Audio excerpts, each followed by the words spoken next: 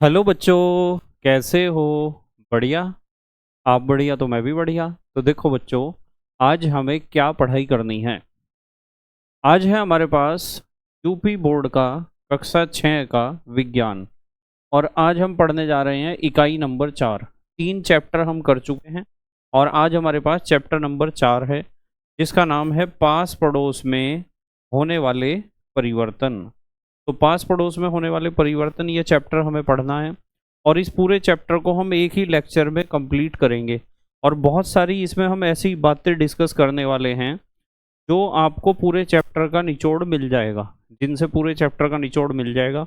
और उम्मीद है कि लगभग 25 से 30 मिनट में हम इस पूरे चैप्टर को क्लियर कर देंगे। तो बेटे स्टार्ट करते हैं आज का चैप्टर। आपको बस बहुत ध्यान से समझना है हर एक चीज़ को, बिल्कुल ध्यान से समझते जाएंगे हर एक चीज़ को। देखो, जैसा कि मैंने आपको पहले भी बताया है कि ये मेरे खुद के बनाए हुए नोट्स हैं जो आपको एप्लीकेशन पर मिल जाएंगे।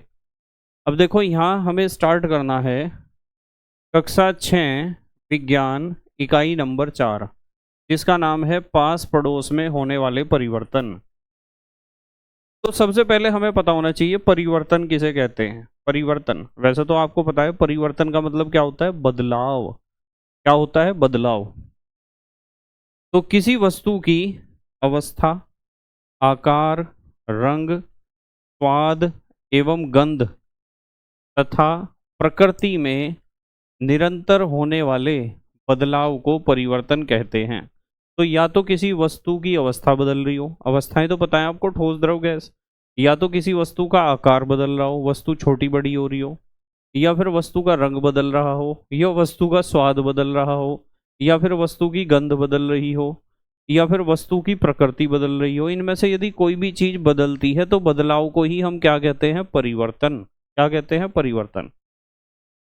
तो हमारा ये जो चैप्टर है वो है परिवर्तन के प्रकार के ऊपर आधारित। तो हमारा अगला हेडिंग आता है परिवर्तन के प्रकार। कोई आपसे पूछता है कि परिवर्तन कितने प्रकार के होते हैं, तो आपको बताना है परिवर्तन अनेक प्रकार के होते हैं। जैसे अब हम बहुत सारे परिवर्तन बारी बारी से पढ़ेंगे और आपको समझना है, बहुत आसानी से आपके समझ में आ जाएगा। जैसे सबसे पहले है मंद एवं तीव्र परिवर्तन। मंद एवं तीव्र, मंद माने धीमी गति से होने वाला, तीव्र माने तेज गति से होने वाला। ठीक है, जब कोई परिवर्तन धीमी गति से होता है तो उसे मंद परिवर्तन कहते हैं, और जब कोई परिवर्तन होता है तीव्र गति से, बहुत तेजी से होता है, तो उसे कहते हैं तीव्र परिवर्तन। देखो, जैसे जिस परिवर्तन के संपन्न होने में अधिक समय लगता है उसे मंद परिवर्तन कहते हैं। जैसे दूध से दही का जमना। आपको दूध से दही जमानी है तो उसमें तो ज़्यादा टाइम लगेगा ना, ऐसा तो है नहीं कि दूध से दही 1 मिनट में जम जाएगी, बहुत कई घंटे लग जाएंगे। तो ये एक मंद परिवर्तन है। जैसे बर्फ का पिघलना, आपने बर्फ रख दिया तो उसे पिघलने में भी समय लगेगा ना, वो 1 मिनट में या कुछ सेकंडों में थोड़ा ही पिघल जाएगा। तो मंद परिवर्तन वही होते हैं जिन परिवर्तन को पूरा होने में अधिक समय लगता है। और इसके विपरीत आप देखो, जिस परिवर्तन के संपन्न होने में कम समय लगता है उसे तीव्र परिवर्तन कहते हैं। तो जिस परिवर्तन के पूरा होने में कम समय लगेगा उसे आप कहोगे तीव्र परिवर्तन। जैसे गर्म दूध में नींबू का रस डालने पर दूध का फटना। आपके पास गर्म दूध है, नींबू का रस जैसे ही डालोगे दूध फट जाएगा, पनीर बन जाएगा, और इसमें बहुत कम समय लगेगा। इसका मतलब ये एक तीव्र परिवर्तन है। जैसे पटाखे का जलना, आपने पटाखे में जब आग लगाई तो वो एकदम फटेगा, एकदम विस्फोट होगा उसका। तो ये भी एक कैसा परिवर्तन है, तीव्र परिवर्तन। तो यहाँ तो हमें पता चला कि मंद परिवर्तन क्या होते हैं और तीव्र परिवर्तन क्या होते हैं। जो परिवर्तन बहुत जल्दी हो जाते हैं उन्हें तो हम कहते हैं तीव्र परिवर्तन, और जिन्हें होने में ज़्यादा समय लगता है उन्हें कहते हैं मंद परिवर्तन। मंद माने धीमा। उसके बाद हमें पढ़ना है अनुकूल तथा प्रतिकूल परिवर्तन। अनुकूल का मतलब होता है लाभदायक, जिससे फायदा हो हमें, ऐसा परिवर्तन जिससे हमें फायदा हो वो तो होगा अनुकूल परिवर्तन, और ऐसा परिवर्तन जिससे हमें कोई फायदा ना हो वो होगा प्रतिकूल परिवर्तन। तो देखो, उपयोगी तथा लाभदायक परिवर्तन अनुकूल परिवर्तन कहलाते हैं। समझ रहे हैं ना, उपयोगी माने जो काम का हो, लाभदायक का मतलब जिसे होने से हमें कुछ लाभ हो रहा हो, तो उसे कहते हैं अनुकूल परिवर्तन। जैसे खाना पकाना, तो खाना पकाना तो हमारे लिए अच्छा है ना, इसलिए हम इसे अनुकूल परिवर्तन कहेंगे। आम का पकना, ये भी हमारे लिए लाभदायक है, ये भी अनुकूल परिवर्तन है। केले का पकना, ये भी हमारे लिए अच्छा है, तो इसे भी मैं अनुकूल परिवर्तन कहूँगा। दूध से दही व पनीर बनना, दूध से दही और पनीर जब बनानी हो और वो बन जाए तो वो भी अनुकूल परिवर्तन है। उसके बाद दूसरा क्या है, प्रतिकूल। तो अनुपयोगी या हानिकारक परिवर्तन को प्रतिकूल परिवर्तन कहते हैं। जैसे समझ में आया ना, जो हानिकारक है हमारे लिए या किसी काम के नहीं है। जैसे रोटी में फफूंद लगना, अब यदि रोटियों में फुई लग गई तो वो हमारे लिए तो हानिकारक है, लाभदायक तो नहीं है, तो वो कैसा परिवर्तन होगा, प्रतिकूल। दूध का फटना, हमारी मम्मी दूध को गर्म नहीं कर पाई समय से, और जब दूध पूरे दिन से एक बार भी गर्म नहीं हुआ आने के बाद तो वो फट सकता है, तो वो भी प्रतिकूल परिवर्तन है। लोहे में जंग लगना, लोहा का सामान कोई भी हमारे घर है और हम उसके ऊपर पेंट नहीं करवा पाए, प्राइमर नहीं करवा पाए तो उसमें जंग लग जाएगा, और वो हमारे लिए क्या है, हानिकारक है, हमारे लिए नुकसानदायक है, इसलिए लोहे पर जंग लगना एक प्रतिकूल परिवर्तन है। तो पता चल गया, अनुकूल का मतलब जो हमारे फायदे का है, प्रतिकूल का मतलब जो हमारे लिए नुकसानदायक है। तो ये होते हैं अनुकूल तथा प्रतिकूल परिवर्तन। आपके सामने यदि कोई एग्जाम्पल आता है ना परिवर्तन का, और आपसे वो कोई पूछता है कि बताओ ये मंद परिवर्तन है या तीव्र परिवर्तन, तो आप बता दोगे? मंद परिवर्तन तो होता है धीमी गति से, बहुत ज़्यादा समय में, और तीव्र परिवर्तन बहुत जल्दी से हो जाता है। अनुकूल परिवर्तन और प्रतिकूल परिवर्तन छांट लोगे? अनुकूल परिवर्तन वो है जो हमारे लिए लाभदायक है, और प्रतिकूल परिवर्तन वो है जो हमारे लिए हानिकारक है। इसी क्रम में आगे चलते हैं, नियमित तथा अनियमित परिवर्तन। नियमित का मतलब होता है कि जो निश्चित समय अंतराल में होता हो, जो बार बार होता हो, निश्चित समय में होता हो, दोहराता हो परिवर्तन। और अनियमित का मतलब जिसका कोई निश्चित समय ना हो। तो नियमित परिवर्तन कैसा होता है? निश्चित समय पर लगातार होते रहने वाले परिवर्तन नियमित परिवर्तन कहलाते हैं, जो एक निश्चित समय पर होते ही रहते हैं। जैसे रात और दिन का होना, इनका तो समय निश्चित है, रात और दिन तो होते ही रहते हैं, तो ये एक नियमित परिवर्तन है। ऋतुओं का बदलना, सर्दी गर्मी बरसात, ये ऋतुएं भी आती रहती हैं अपने समय पर, तो ये भी नियमित रूप से परिवर्तन हमें देखने को जो भी मिलेगा वो सब नियमित परिवर्तन है। और देखो, वे परिवर्तन जिनका समय निश्चित नहीं होता है अनियमित परिवर्तन कहलाते हैं। जैसे वर्षा का होना, भाई वर्षा का होना एक निश्चित समय पर तो वर्षा नहीं होती। हाँ, आप कहोगे कि सर वर्षा बरसात के मौसम में होती है, पर कभी कभी बिन मौसम के बरसात भी हो जाती है। तो बरसात कब होगी, किस समय होगी, कोई निश्चित नहीं है, तो हम कहेंगे कि वर्षा का होना एक अनियमित परिवर्तन है। आंधी का आना अनियमित परिवर्तन, तूफान, बाढ़, सूखा, भूकंप, सुनामी, ये सब अनियमित परिवर्तन हैं। तो नियमित परिवर्तन तो वे होते हैं जो निश्चित समय में होते हो बार बार, और अनियमित परिवर्तन वे होते हैं जिनका कोई निश्चित समय ना हो। फिर आ जाते हैं हम नंबर 4 पर, प्रत्यावर्तित तथा अप्रत्यावर्तित परिवर्तन। प्रत्यावर्तित को आप कह सकते हो उत्क्रमणीय, और अप्रत्यावर्तित को कह सकते हो अनुत्क्रमणीय परिवर्तन। तो प्रत्यावर्तित को आप उत्क्रमणीय परिवर्तन भी कह सकते हो, और अप्रत्यावर्तित को आप अनुत्क्रमणीय परिवर्तन भी कह सकते हो। तो प्रत्यावर्तित परिवर्तन या उत्क्रमणीय परिवर्तन वे होते हैं जो परिवर्तन वापस भी लौट जाते हैं, यानी एक वस्तु एक अवस्था से दूसरी अवस्था में बदली और दूसरी अवस्था से फिर वो पहली अवस्था में आ सकती हो, यानी परिस्थितियां उलट देने पर पदार्थ वापस अपनी पहली अवस्था में आ जाता है। तो देखो, ऐसे परिवर्तन जिनमें परिस्थितियां उलट देने पर पदार्थ वापस अपनी पूर्व अवस्था में आ जाते हैं, यानी पहली अवस्था में, प्रत्यावर्तित परिवर्तन कहलाते हैं। जैसे देखो, रबर बैंड या स्प्रिंग को खींचना, आपके पास एक रबर बैंड है, आपने उसे खींच दिया तो उसकी लंबाई बढ़ गई, और छोड़ दिया तो फिर वो वहीं चला जाएगा, तो वापस लौट गई ना वो उसी अवस्था में। रबर बैंड छोटा था, हमने बल लगाया वो बड़ा हो गया, हमने बल हटाया तो वो फिर छोटा हो गया। स्प्रिंग था, हमने उसे बल लगा के खींच दिया तो बड़ा हो गया, छोड़ दिया बल, हटा दिया तो वो फिर दोबारा से वहीं आ जाएगा। तो प्रत्यावर्तित या उत्क्रमणीय परिवर्तन ऐसे ही होते हैं जिसमें जो वस्तु है वो अपनी पुरानी वाली अवस्था में वापस लौट जाती है।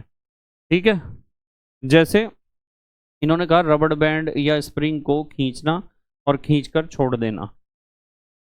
अब दूसरे हैं अप्रत्यावर्तित। अप्रत्यावर्तित परिवर्तन ऐसे होंगे कि जो अपनी पुराने वाली अवस्था में या पहली स्थिति में वापस लौट के नहीं आएगी वस्तु। देखो, ऐसे परिवर्तन जिनमें पदार्थ पुनः अपनी पूर्व अवस्था में नहीं लाया जा सकता है, अप्रत्यावर्तित परिवर्तन कहलाते हैं। जैसे दूध से दही का बनना। अब आपने दूध से दही बना दी, अब दही से दोबारा दूध तो नहीं बनने का, है ना। मोमबत्ती का जलना, मोमबत्ती जला दी आपने, जलने के बाद उसका कुछ मोम तो खत्म हो जाएगा ना। आप कहोगे कि सर कुछ पिघलेगा पर कुछ खत्म भी तो हो जाएगा, फूक भी तो जाएगा कुछ मोम, तो वो दोबारा तो नहीं वापस आने का जो फूक गया है, जो जल गया है। धूप बत्ती का जलना, धूप बत्ती एक बार जल के खत्म होगी तो दोबारा आपको धूप बत्ती नहीं मिलेगी, राख मिलेगी, सिर्फ क्या मिलेगी, राख। तो समझ में आया, प्रत्यावर्तित परिवर्तन वो है जिसमें वस्तु अपनी पहली अवस्था में आ सकती है, और अप्रत्यावर्तित परिवर्तन वो है जिसमें वस्तु अपनी पहली अवस्था में नहीं आ सकती। उत्क्रमणीय परिवर्तन वो है जिसमें वस्तु अपनी पहली अवस्था में आ सकती है, अनुत्क्रमणीय परिवर्तन वो है जिसमें वस्तु अपनी पहली अवस्था में नहीं आ सकती। उसके बाद आता है अगला, भौतिक तथा रासायनिक परिवर्तन। भाई भौतिक तथा रासायनिक परिवर्तन भी ऐसे ही हैं। भौतिक परिवर्तन एक ऐसा परिवर्तन है जिसमें आपके पास कोई भी पदार्थ है और वो नए पदार्थ में नहीं बदलता, उसकी अवस्था बदल जाती है और वो अवस्था फिर दोबारा से पुराने वाली अवस्था में आ सकती है, जैसे प्रत्यावर्तित या उत्क्रमणीय परिवर्तन में आपने देखा था। जबकि रासायनिक पदार्थ में क्या होता है, सॉरी रासायनिक परिवर्तन में क्या होता है, रासायनिक परिवर्तन में वस्तु की वस्तु जो है ना, वो एक जो भी पदार्थ है वो दूसरे पदार्थ में बदल जाता है और वो दूसरा पदार्थ फिर पहले वाले पदार्थ में कभी नहीं बदल सकता। ठीक है, तो भौतिक परिवर्तन वापस लौट सकता है और रासायनिक परिवर्तन वापस नहीं लौट सकता। देखो, ऐसा परिवर्तन जिसमें पदार्थ का रूप बदल जाता है परंतु कोई नया पदार्थ नहीं बनता है, भौतिक परिवर्तन कहलाता है। पदार्थ का केवल रूप बदला है, कोई नया पदार्थ नहीं बना। देखो यहाँ लिखा हुआ है, इसमें पदार्थ का पहला रूप पुनः प्राप्त किया जा सकता है। भौतिक परिवर्तन में पदार्थ का पहले वाला रूप हम प्राप्त कर सकते हैं, जैसे मोम का पिघलना। मोम के जलने की बात नहीं हो रही है, मोम का पिघलना। मोम ठोस अवस्था में था, आपने गर्म करके उसे पिघला दिया, वो द्रव अवस्था में आ गया। अब उस द्रव को जब ठंडा करोगे फिर दोबारा से वो ठोस अवस्था में आ जाएगा, समझ रहे हैं ना। तो मोम का पिघलना एक भौतिक परिवर्तन है। पानी से बर्फ का जमना, आप पानी को ठंडा करके बर्फ बना दो, बर्फ को गर्म करके फिर पानी बन जाएगा, समझ रहे हैं ना। यानी पदार्थ एक रूप से दूसरे रूप में बदल रहा है और दूसरा रूप फिर दोबारा से पहले रूप में बदल सकता है, उसमें कोई दिक्कत नहीं होगी। ऐसा होता है भौतिक परिवर्तन। और यहाँ लिखा हुआ है ऐसा परिवर्तन जिसमें नया पदार्थ बनता है या नया पदार्थ बन जाता है, रासायनिक परिवर्तन कहलाता है। इसमें पूर्व के पदार्थ को प्राप्त नहीं किया जा सकता है। रासायनिक परिवर्तन में आप जो आपका पदार्थ था वो दूसरे पदार्थ में बदल गया था, जिस भी पदार्थ में वो बदला है उस पदार्थ से आप यदि आप पहले वाला पदार्थ नहीं प्राप्त कर सकते तो समझ जाओ वो रासायनिक परिवर्तन है। जैसे लकड़ी का जलना, लकड़ी थी आपके पास, आपने उसे जला दिया तो कोयला बन गया, नया पदार्थ है, कोयले से फिर दोबारा लकड़ी नहीं बनने की है। कागज का जलना, कागज का जलना, कागज को जलाया, राख बन गई, राख से फिर दोबारा आप कागज को प्राप्त नहीं कर सकते। दूध का दही में बदलना, दूध को आपने दही में बदल दिया, दही से फिर दोबारा आप दूध नहीं बना सकते। तो ऐसे जितने भी परिवर्तन हैं उन्हें हम कहते हैं रासायनिक परिवर्तन, जिसमें पदार्थ नए पदार्थ में बदल जाता है और वो जो नया पदार्थ हमें प्राप्त होता है उससे हम पुराने वाले पदार्थ को कभी नहीं बना सकते। तो ये होते हैं रासायनिक परिवर्तन। तो मतलब कहने की बात यह है कि भौतिक परिवर्तन लगभग ऐसा ही है जैसा प्रत्यावर्तित परिवर्तन होता है या उत्क्रमणीय परिवर्तन होता है, और रासायनिक परिवर्तन लगभग ऐसा है जैसा अप्रत्यावर्तित या अनुत्क्रमणीय परिवर्तन होता है। ठीक है, चलो आगे चलते हैं। अब हमें पढ़ना है नंबर 6 पर, पढ़ना है प्राकृतिक तथा कृत्रिम परिवर्तन। अब आपको समझ में आ गया होगा, प्राकृतिक परिवर्तन वे हैं जो प्रकृति द्वारा किए जाते हैं, यानी नेचर ही करती है अपने आप, ईश्वर करता है। और कृत्रिम परिवर्तन वे हैं जो मनुष्य करता है। ठीक है, जैसे प्रकृति में जो परिवर्तन अपने आप होते रहते हैं उन्हें प्राकृतिक परिवर्तन कहते हैं। ठीक है ना, प्रकृति में जो परिवर्तन अपने आप होते रहते हैं उन्हें क्या कहते हैं? प्राकृतिक परिवर्तन। जैसे दिन रात का होना अपने आप होता रहता है, प्राकृतिक परिवर्तन है। वर्षा, आंधी, तूफान आदि ये सब प्राकृतिक परिवर्तन हैं। ठीक है, उसके बाद यहाँ देखो, जो परिवर्तन मनुष्य द्वारा किए जाते हैं वे कृत्रिम परिवर्तन कहलाते हैं, यानी बनावटी। जैसे लकड़ी से मेज कुर्सी बनाना, लकड़ी से मेज बनाई या लकड़ी से कुछ भी बनाया, वो मनुष्य ने बनाया, इसलिए वो कृत्रिम परिवर्तन है। घर और इमारतें बनाना ये भी मनुष्य ही बनाता है, तो ये भी कृत्रिम परिवर्तन है। दूध से दही, घी और क्रीम बनाना, तो ये भी तो मनुष्य ही बनाता है, तो ये भी एक कृत्रिम परिवर्तन है। जो प्रकृति करती है अपने आप, नेचर अपने आप करती है, वो प्राकृतिक परिवर्तन है, और जो मनुष्य करता है वो कृत्रिम परिवर्तन है। ठीक है, परिवर्तन माने तो आपको पता है बदलाव। उसके बाद आ जाते हैं हम नंबर 7 पर। नंबर 7 है अनियंत्रित तथा नियंत्रित परिवर्तन। अनियंत्रित अनियंत्रित परिवर्तन, अनियंत्रित परिवर्तन उसे कहते हैं जिसके ऊपर कंट्रोल नहीं किया जा सकता, जिसके ऊपर कंट्रोल नहीं किया जा सकता। और नियंत्रित परिवर्तन उसे कहते हैं जिसे हम कंट्रोल कर सकते हैं, रोक सकते हैं, बढ़ा सकते हैं, घटा सकते हैं। तो अनियंत्रित तथा नियंत्रित परिवर्तन ऐसे परिवर्तन जिन पर अपना कोई नियंत्रण नहीं रहता है, यानी कंट्रोल नहीं रहता है, अनियंत्रित परिवर्तन कहलाते हैं। जैसे चंद्रमा की कलाओं में परिवर्तन, चंद्रमा पहले छोटा दिखाई दे रहा, फिर अगले दिन उससे बड़ा, फिर बड़ा, फिर बड़ा, फिर बड़ा, पूर्णिमा पर बिल्कुल गोल, है ना, और फिर छोटा होना शुरू हो जाएगा, अमावस्या पर गायब। तो जो चंद्रमा है हमारा, एक मिनट, जो चंद्रमा है उसकी कलाओं पर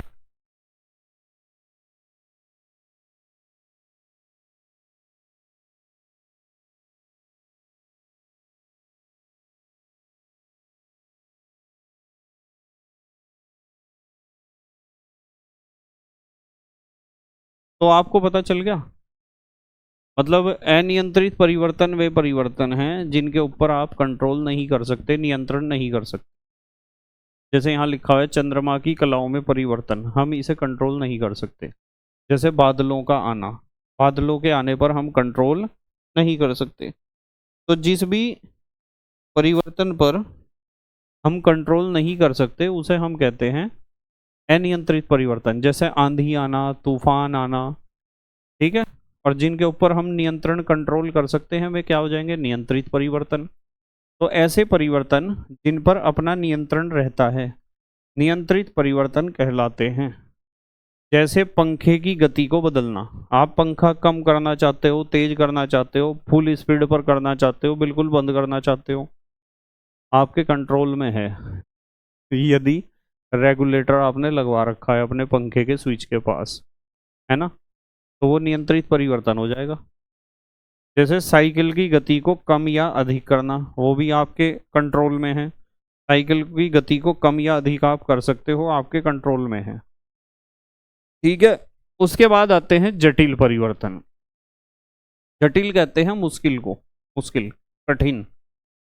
ठीक है, जटिल का मतलब जब बहुत सारे परिवर्तन एक साथ हो रहे हो तो उसे जटिल परिवर्तन कहते हैं। देखो, जिन परिवर्तनों में बहुत सारी क्रियाएं एक साथ होती हैं उन्हें जटिल परिवर्तन कहते हैं। जैसे खनिज तेल यानी पेट्रोलियम, जिसे कच्चा तेल कहते हैं, का बनना, धरती के अंदर से कच्चा तेल या पेट्रोलियम या खनिज तेल या लिक्विड गोल्ड या चट्टानी तेल या रॉक ऑयल, बहुत सारे नाम है इसके, वो धरती के अंदर से निकलता है। हमारे देश में तो ना के बराबर ही निकलता है। बाकी आपको पता ही है कौन कौन से देशों में निकलता है कच्चा तेल या खनिज तेल या पेट्रोलियम। तो वो बना होगा कोई एक परिवर्तन से थोड़ा ही बना होगा। वो उसे बनने में तो हजारों करोड़ों साल लगे होंगे, लाखों साल, और उसमें बहुत सारे परिवर्तन हुए होंगे तब जाके बना होगा वो। तो खनिज तेल यानी पेट्रोलियम का बनना एक जटिल परिवर्तन है। पाचन, हम भोजन करते हैं तो वो पचता है, वो कोई एक क्रिया नहीं है, बहुत सारी क्रियाएं होती हैं उसमें। श्वसन, उत्सर्जन, प्रजनन, तो जितनी भी जैव रासायनिक क्रियाएं हैं वे सब जटिल परिवर्तन हैं, यानी उसमें एक साथ बहुत सारे परिवर्तन होते हैं। क्लियर होगी बात? तो ये हमारा चैप्टर खत्म हो गया और कल को हम इसे स्टार्ट करेंगे भाई। हमारा कक्षा 6 का विज्ञान का इकाई नंबर 5 तंतु से वस्त्र तक, और ये चैप्टर हमने चैप्टर नंबर 4 अपना कंप्लीट कर दिया है, चैप्टर नंबर 4, और कल को कर देंगे हम चैप्टर नंबर 5। इसी क्रम में एक लेक्चर में आपको एक चैप्टर मिलता रहेगा जिससे आपका जल्दी से चैप्टर कंप्लीट हो जाए और आपके समझ में भी आ जाए। चाहे आपको किसी कंपटीशन में बैठना, चाहे कक्षा 9 के एंट्रेंस एग्ज़ाम में बैठना, या फिर टीईटी का एग्ज़ाम देना, या टीजीटी का एग्ज़ाम देना, कोई भी ऐसा एग्ज़ाम जिसमें कक्षा 6, 7, 8 के विज्ञान की आवश्यकता है, सबके लिए बहुत काम का प्लेलिस्ट आपको मिलेगा ये। ठीक है बेटे, उम्मीद है आपके समझ में आया होगा आज का चैप्टर। यदि समझ में आया है लेक्चर को लाइक कर देना और अपने दोस्तों के साथ या फिर अपने स्टूडेंट्स के साथ शेयर कर देना। Thank you very much for watching this lecture and best of luck for your exam. Okay, bye.